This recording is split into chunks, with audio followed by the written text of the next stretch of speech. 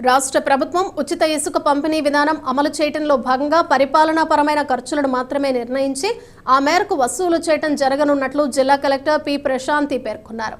Dhavaleswaram Gayatri reach కాతీరు ఇసుక distillation పాయింట్ను ఆకస్మికంగా తనిఖీ చేసి బోట్స్మ్యాన్ సొసైటీ సభ్యులతో మాట్లాడారు.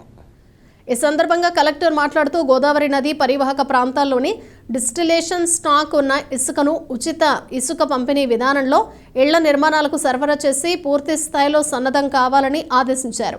ప్రస్తుతం గోదావరి నదికి వరదలు వచ్చే సీజన్ నేపథ్యంలో ఆయా డిస్టిలేషన్ల వద్ద స్టాక్ చేసి ఉంచిన ఇసుకను పంపిణీ చేసే ప్రక్రియ విషయంలో అవసరమైన చర్యలు వేగవంతం చేయాలని అధికారులను ఆదేశించారు.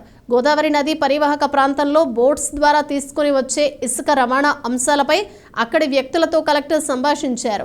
సుమారు 250కి పైగా బోట్స్ అందుబాటులో ఉన్నట్లు, వాటి ద్వారా ప్రతిరోజు 4 నుంచి 5 ట్రిప్పులు తిప్పడం జరుగుతుందని వివరించారు.